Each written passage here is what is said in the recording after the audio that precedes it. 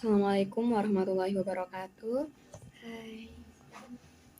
Baik, di sini saya akan menjelaskan materi tentang zat gizi makro. Zat gizi makro terbagi menjadi 3 bagian. Yang pertama yaitu karbohidrat, dan yang kedua yaitu protein, dan yang ketiga yaitu lemak. Yang pertama saya bahas yaitu tentang karbohidrat. Dalam bahasa Latin, karbohidrat disebut juga sebagai sakarida yang artinya gula. Karbohidrat ialah sumber energi utama bagi tubuh, yaitu suatu senyawa yang terdiri dari molekul-molekul karbon, hidrogen, oksigen, atau karbon dan hidrat H2O, sehingga dinamakan karbohidrat. Karbohidrat berasal dari tumbuhan yang dihasilkan melalui proses fotosintesis.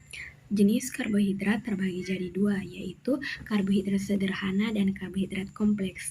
Karbohidrat sederhana terdiri atas monosakarida, yang merupakan karbohidrat paling sederhana karena terdiri hanya atas beberapa atom C dan tidak dapat diuraikan dengan cara hidrolisis menjadi karbohidrat yang lain.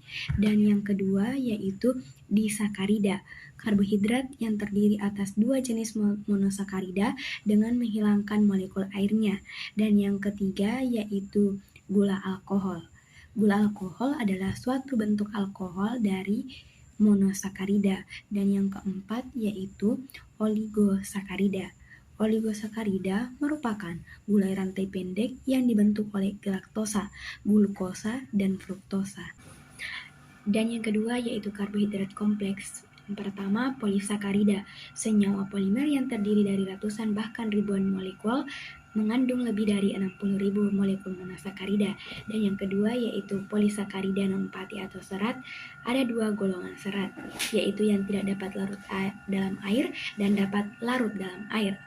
Serat yang tidak dapat dalam air adalah selulosa, hemiselulosa, dan lignin. Serat yang dapat larut dalam air adalah pektin, gum, mukilase, glukan, dan alga. Dan yang ketiga yaitu sumber karbohidrat. Sumber karbohidrat adalah padi-padian atau serealia, umbi-umbian, kacang-kacangan kering, dan gula.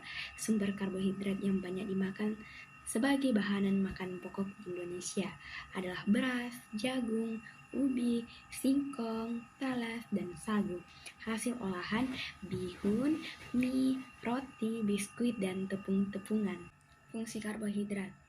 Yang pertama yaitu fungsi karbohidrat dalam tubuh sebagai sumber energi, melindungi protein agar tidak dibakar sebagai penghasil energi. Yang ketiga, pengatur metabolisme lemak. Yang keempat, membantu pengeluaran feses. Dan yang kelima yaitu di dalam hapar berfungsi untuk detoksifikasi zat-zat toksik tertentu.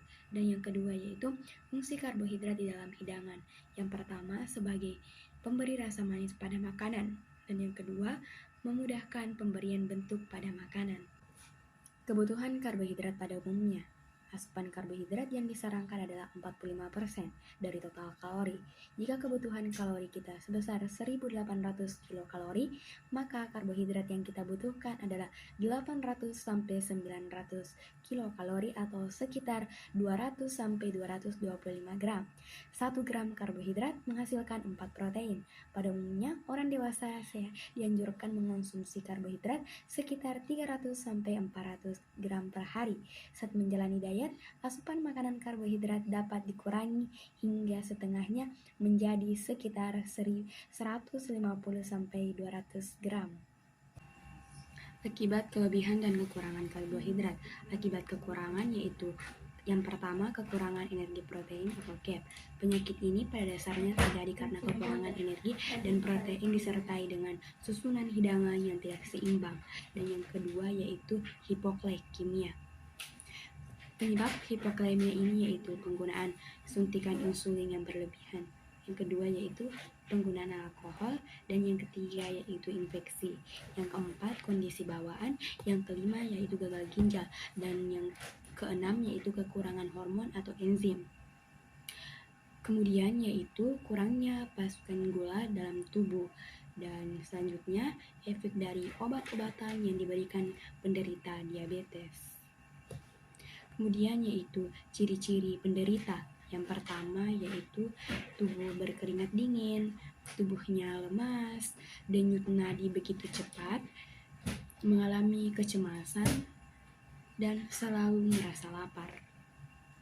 Gejala umum yaitu tubuh gemetar, kulit basah, detak jantung lebih cepat, mengalami kecemasan, sering berkeringat, kelaparan, dan cepat marah. Gejala serius yaitu kesulitan dalam berpikir, kebingungan, sakit kepala, kejang-kejang, koma. Pada akhirnya, setelah penderita mengalami koma atau kehilangan kesadaran yang signifikan, kematian dapat terjadi. Pengobatan pada pasien dalam keadaan sadar, berikanlah asupan glukosa seperti teh manis, jus jeruk, atau makanan manis. Pada pasien dalam keadaan pingsan atau koma, berikan asupan glukosa deterosa secara intravena. Dan yang kedua yaitu penyakit divertikulosis adalah kelainan pada usus besar, di mana usus besar terjadi luka atau lubang-lubang kecil yang disebabkan oleh hilangnya glukosa yang melindunginya. Penyakit ini terjadi karena kurangnya konsumsi serat. Akibat kelebihan dari penyakit ini yaitu obesitas atau kegemukan.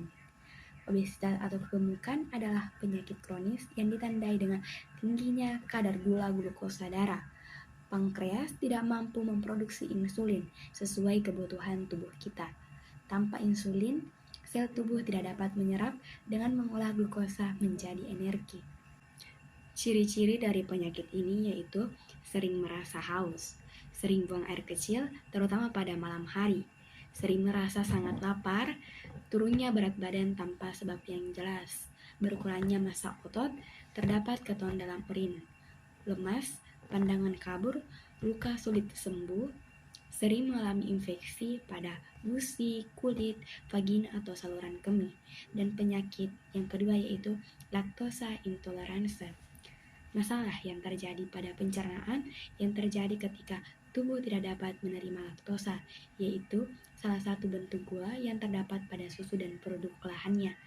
Makanan sumber laktosa yaitu susu, produk olahan susu yaitu keju, es krim, dan mentega.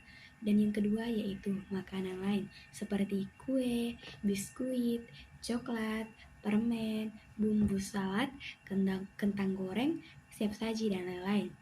Kelainan karbohidrat yang disebabkan kebiasaan buruk seperti karies gigi disebabkan oleh sisa makanan di sela-sela gigi oleh bakteri dalam rongga mulut diubah menjadi zat tertentu.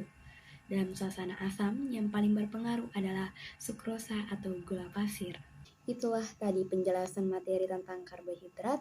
Selanjutnya di video kedua yaitu tentang materi protein. Silahkan nonton video yang kedua.